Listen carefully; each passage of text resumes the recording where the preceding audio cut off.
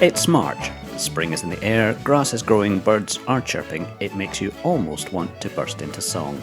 Welcome to Something for the Weekend with me, Stephen Day. Me, Fiona Scott. And me, Ellis Butcher. We'd love to hear what you think of our podcast, so don't forget to email us at somethingfortheweekend@obantimes.co.uk or message us through social media on Instagram or Facebook. Kathie is on holiday. Weather's getting better. Anyone else made holiday plans? What's your getaway, folks? Your first getaway. Ellis, you're looking like a rabbit in headlights. What's your first getaway? Well, I am hoping to go to Malaga, Vélez Malaga, in June. There's obviously a lot to be sorted out before then, but yeah, that's the plan. I'm going for a bit of a jaunt in Vélez Malaga. My sister's got a property over there and she's not been able to get to it for quite some time, so I'm going to join her. What about you, Fee? Oh, you're a braver man than me, Ellis, because funnily enough, me and my sister booked holidays last weekend, but we didn't book them until May 2022. So we're going to Menorca, but we're giving it a year. This year, I think we're going to hopefully get over to Perth in September and go and see some horse racing. Now, when you say Perth, this is not right round the world. No, sorry, no. Just check Australia. You wouldn't get me on a plane that far for a start, but no, this is Perth, just down the road. So hopefully we'll get into the races because we haven't been able to go to a race meeting for feels like years. Forward to that. I haven't planned anything. I mean, it would be great to get away. I think East Coast, wee bit down from Perth, St Andrews is about as far as I'm going to make it, but I'm trying not to be disappointed. I'm trying not to book something that will not happen. Well, we thought about that and we thought, well, if we get down to Perth and the racing isn't on, we can have a nice few days in Perth. So we're trying to cover all eventualities. My sister's an ex-travel agent, and the problem with her is that she is that used to having several holidays a year. She's a big traveller. She has just got absolutely desperate in this last year to get away somewhere. So I've kind of been strong-armed, some would say bullied, by my sister into joining her. Now, I was hearing something on the radio this morning, and I should have listened more closely, but there is a country opening up and saying UK residents are welcome from May as long as they've had both COVID jags. And I can't remember where it is. Someone will have to Google it. It's not that it makes me feel inspired to book a holiday there, because I'm sure there'll be complications. While Ellis is Googling, Steevie, can I just go back to your intro? Mm-hmm. Because you said it almost wants to make you burst into song. Yeah, I wish. I was sitting here waiting for Curly McLean to come round through my living room. We're just not allowed to sing, Fee. This is the problem. You're on your own. You can sing on your own, yes, surely. I could. I'm sure. And there's copyright reasons and possible eardrum reasons why I shouldn't. The answer to the question about which country it is, it's Cyprus. Yeah, there you go. Cyprus. Couldn't remember. So we can go to Cyprus in May. Excuse me. Providing we don't have any colds or flu-like symptoms. Is that a cough, Ellis? Sorry, that was a little sneeze, which is obviously a sign that I need to get away and get some sun. We all need to get away and get some sun. Which leads me on to this week's... Sorry, Ellis, I was waiting on you to sneeze again. Leads me on to this week's interview. Again, mental health, top topic at the moment. I had a chat this week with Oban Pride chairman Phill Dexter. The Oban Pride team have teamed up with Martin's Monday Club for a new project which launched last night. Here's Phill to tell us all about it. So, hi Phill Dexter again. We've dragged you back to Something for the Weekend only because I heard a whisper of a new club, and we like a club, Phill. So Yes. So what's your new one all about? Our new one is between Oban Pride and Martin's Monday Club. It's a joint partnership, and it's our new Friends of Dorothy Club, which we're very excited about. And it's basically a space for LGBTQ plus people from around Oban and surrounding areas to come together and have a chat. We like a chat as well as we like a club. We like a chat. So it's all sounded good. Phill, can you just explain to me the LGBTQ plus. Who does that all include now? So LGBTQ plus includes everybody. Anybody that's read our articles throughout History Month or saw our History Month live streams will know that the full acronym is LGBTQIAAP. I won't ask you to say that back, Fiona. Please don't, because I'm just getting round to LGBTQ plus. So it does include absolutely everybody. It doesn't matter who you are. If you believe that everyone should be treated equally, everyone should be treated with respect, then you are incorporated in that, because one of the A's stands for ally. So anybody who supports LGBTQ plus people are part of that community. So it's as diverse a group as you're ever going to get. Includes everybody. That's what we like. So now this podcast coming out on a Friday, but you will have had your first club by the time this comes out. So have you had a good reaction to it? Have you had a lot of interest? We've had quite a lot of interest on the social media platforms. We've had a few emails about it. So we'll see what happens. We're just starting it the first Thursday of every month to see how it goes. And that might increase. It just depends how it goes. We'll see. I'd imagine it'll be popular because I know everybody's feeling the pressure of this at the moment, and to have somewhere to just go and chat. And cup of tea? Do you get a cup of tea? There is a cup of tea at the break. Yes, obviously there is very strict COVID restrictions with it being a peer support group to help tackle isolation and loneliness.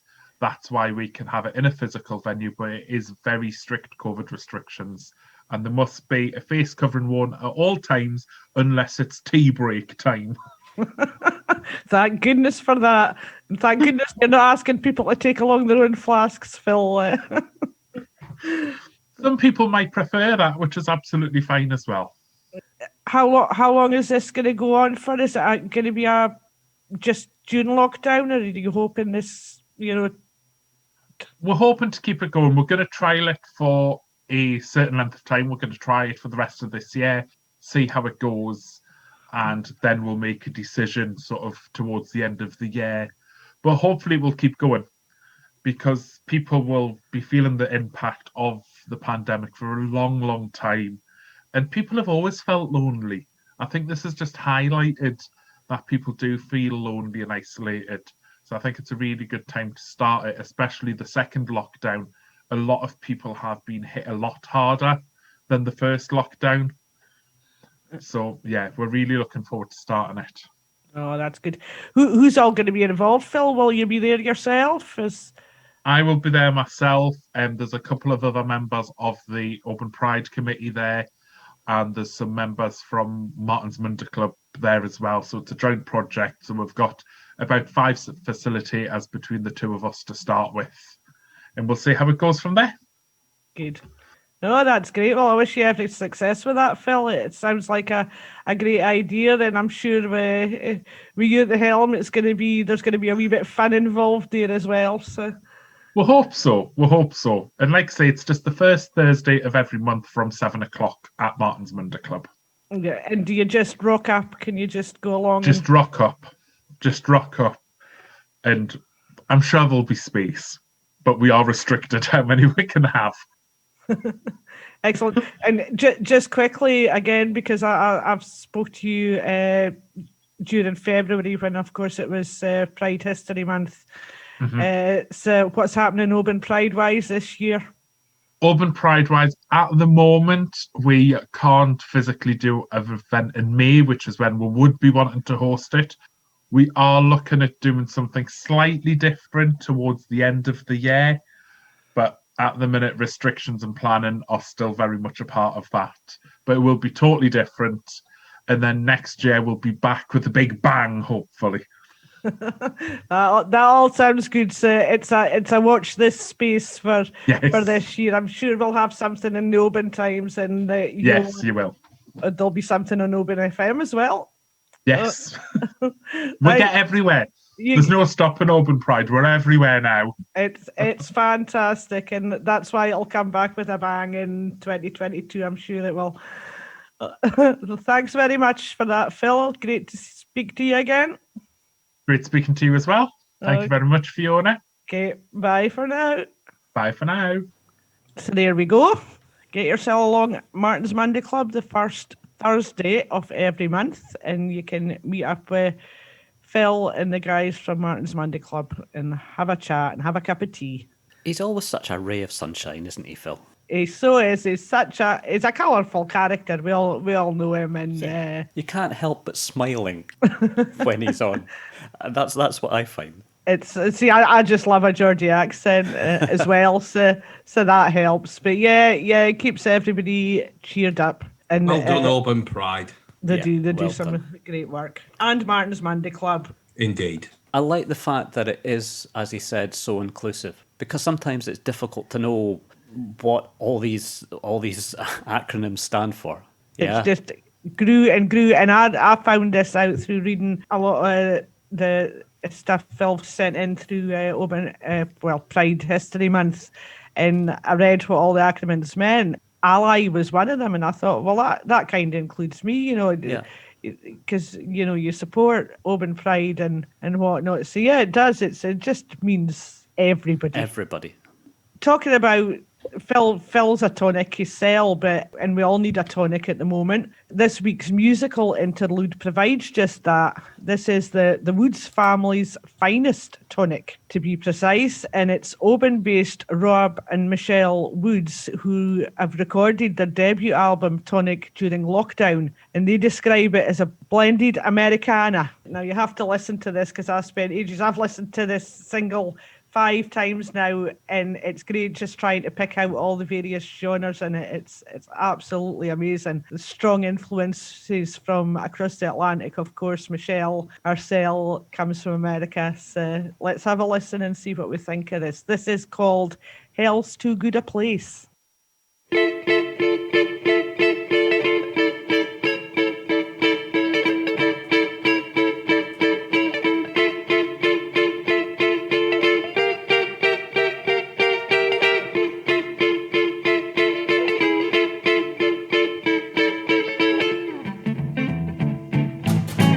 Every day that you wake up is one big bad mistake. You were put here on this earth to cause and spread heartache. The dark clouds overhead are as black as your damn soul. Hell's too good a place for you to go. Every word you utter is a dirty, rotten lie. Act like honesty is the thing you most despise. You have to keep on digging just to fill in your last hole. Hell's too good a place for you to go.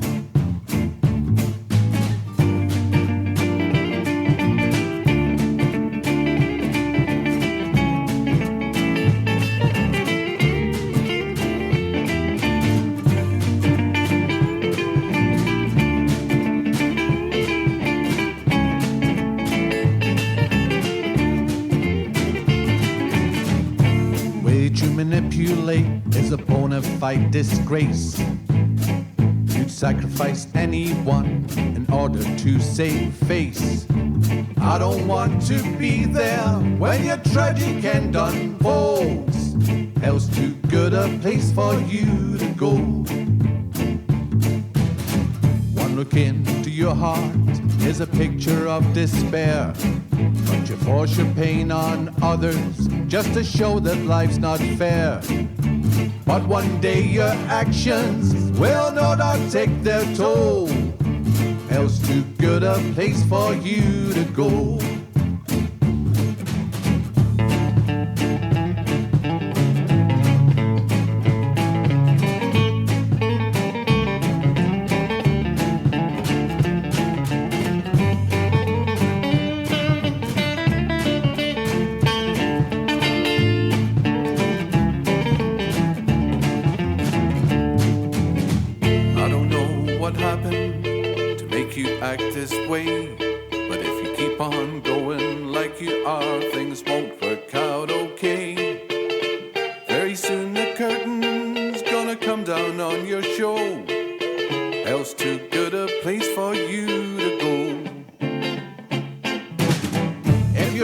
Listening know just who you are. Let me tell you, one day you're gonna fall down hard. 'Cause I can see right through you, you make my blood run cold. Hell's too good a place for you to go. Hell's too good a place for you to go.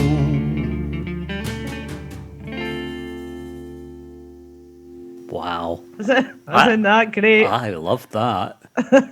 It's amazing, and I can't recommend enough going on to the Imagine Alba website, which is www.imaginealba.com/tonic, and there's a video to go along with that, which is just superb, and you can get a little taste of all the tracks on the album, and you can download the album as well. It's just amazing. I can see that in a film somewhere. I don't know what film, but I can just see I'm thinking some kind of driving scene that's going across a desert or something like that. Brilliant. It brings 1920s America to mind, 1920s, 30s kind of. Yeah.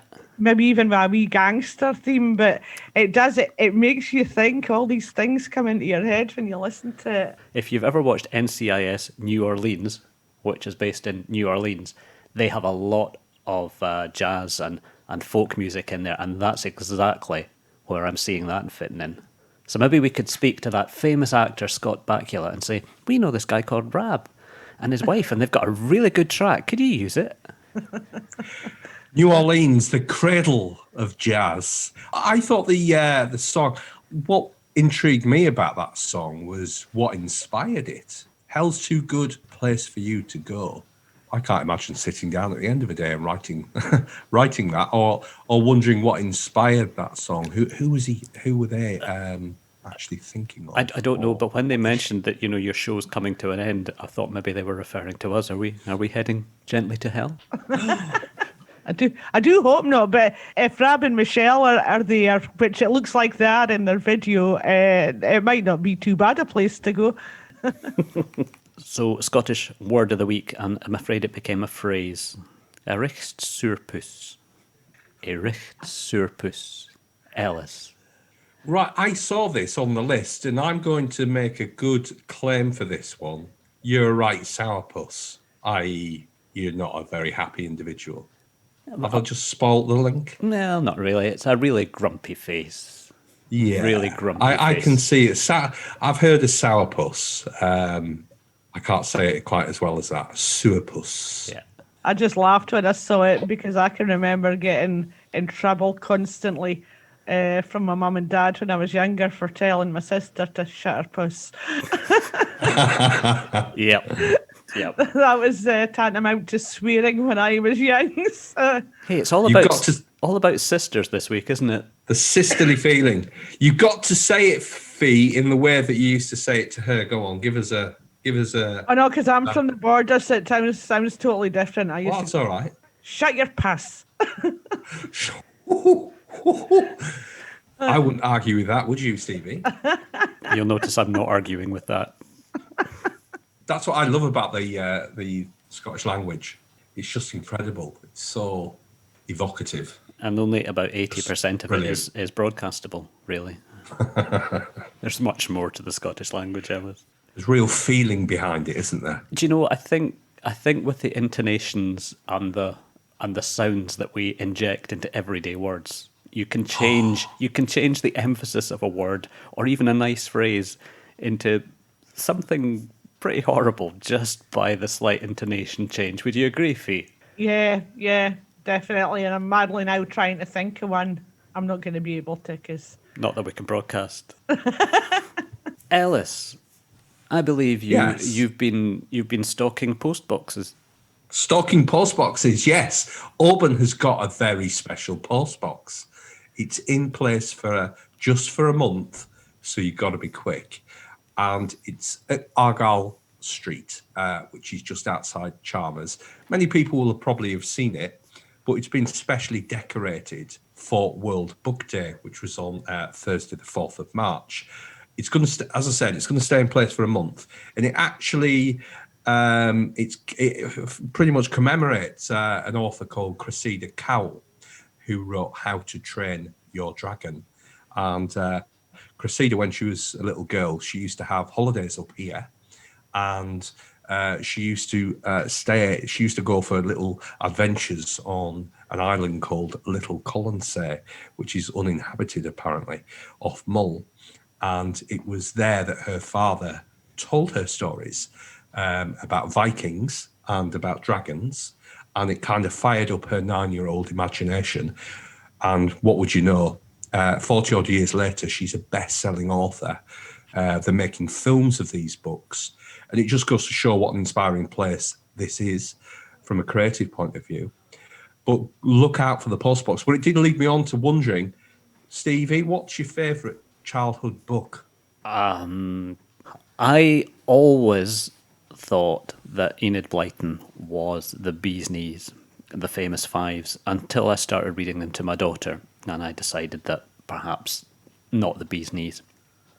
And as pretentious as it sounds, Douglas Adams' Hitchhiker's Guide to the Galaxy, when I read when I was 8 or 9. It's not a children's book, but that's the book that will stay with me forever. Why? Why? I didn't realise there was a follow-up.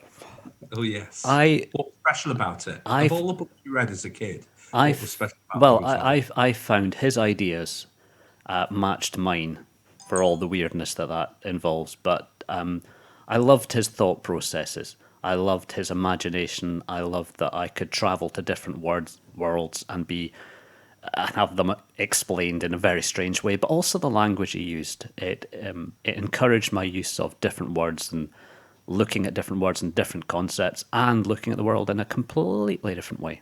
There you go. Wow. Come on, Fiona. What was your favourite childhood book? Well, actually, I panicked for a minute there because I thought Steevie was going to pinch mine, because I was also a massive Enid Blyton fan, and I'd done all the famous fives. But before that, when I was slightly younger, I read the Faraway Tree series, and that just, goes Moonface.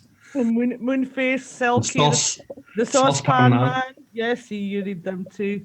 But yeah, this just kind of goes along with my imagination, because the thought of climbing up a tree, arriving in a different land every time you go up, it was amazing.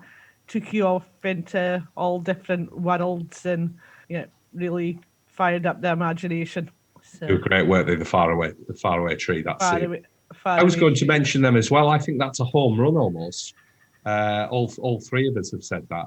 The other one I've got to mention is Roald Dahl. And I know that Roald was, you'd start to get a little bit older when I started reading Roald Dahl. It was more sort of early 80s. And I loved Danny, Champion of the World. That was one of my favourites. And James and the Giant Peach. James and the Giant Peach was mine. Still loved that. There you go. Make sure you keep on reading, kids. If there's any children listening, we've got to keep up that habit of reading books. The internet's all very well, but there's nothing like the printed word. And there goes my sermon for this week. Well said, Ellis. And unfortunately, that's all we've got time for this week. As always, we love hearing from you, so get in touch with your news, comments, photos, or even just to say hello by emailing us on somethingfortheweekend@obentimes.co.uk, or contact us through the Oban Times Facebook or Instagram. You can read our stories online at www.obentimes.co.uk, and you can subscribe to our page-turning digital edition there as well. So until next time, it's goodbye from me, Stephen Day. Bye from me, Fiona Scott. Goodbye from me, Ellis Butcher. Bye. Goodbye. Bye.